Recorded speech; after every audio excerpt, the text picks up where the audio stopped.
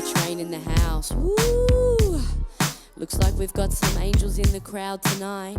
Well, that's great, because I've got something I've got to say. Have you ever felt like something inside you was calling you home?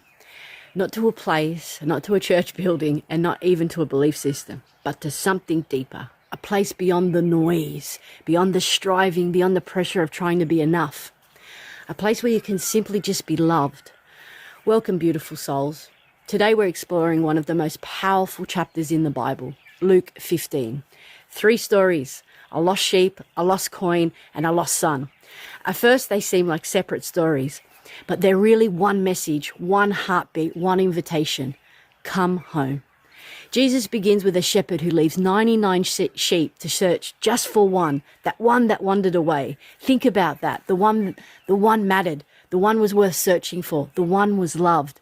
And when the shepherd found it, he didn't punish it. He didn't shame it. He lifted it onto his shoulders and carried it home with joy. Then Jesus tells of a woman who loses a coin. She lights up a lamp. She sweeps every corner. She searches carefully until she finds it. Why? Because something can be lost without losing its value. And perhaps that's something many of us need to hear today. You may feel lost, you may feel disconnected, you may feel forgotten, but your value has never changed. Then comes the story most people know, the story of the prodigal son. A son who leaves home believing life can be found anywhere else but there. He takes his inheritance, he follows his desires, he spends everything and eventually finds himself empty, broken, hungry and alone. And it is there in the middle of his suffering that something awakens, a remembering. He remembers his father, he remembers his home, and he begins the journey back.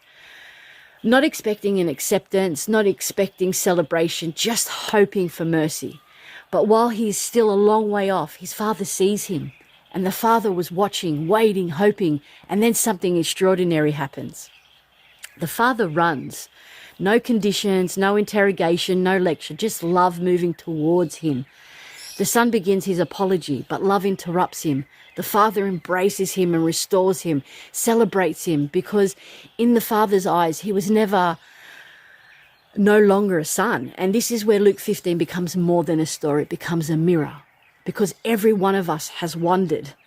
Every one of us has forgotten who we are. And every one of us has looked for fulfillment outside ourselves. And yet the call remains the same. Come home, not to fear, not to shame, not to performance, but to love. To God who sees you while you are still far off. To the Spirit that has never stopped calling your name. And then Jesus introduces another character, the older brother, the one who stayed. The one who followed the rules, the one who did everything right, yet he could not celebrate the return of his brother, no. And perhaps Jesus is showing us something important. You can be lost by leaving, or you can be lost while you're standing right there beside the house. Lost in resentment, lost in judgment, lost in separation. The father's invitation was for both sons, and perhaps it is for all of us as well. As I sit with Luke 15, I don't simply see a lost sheep, a lost coin, or a lost son.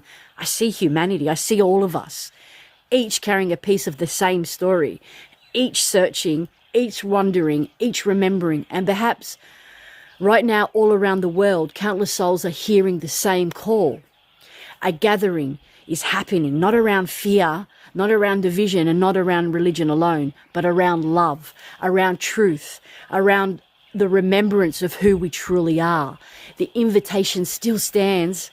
The door is still open. The Father is still watching the horizon, and the call is still going out. Come home. Come home to love. Come home to truth.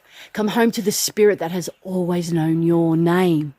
And as more souls awaken to that call, perhaps we will discover what we have been searching for all along, that we were never meant to walk alone, that we belong to something far greater than we know, and that in the end, all souls are being gathered by love.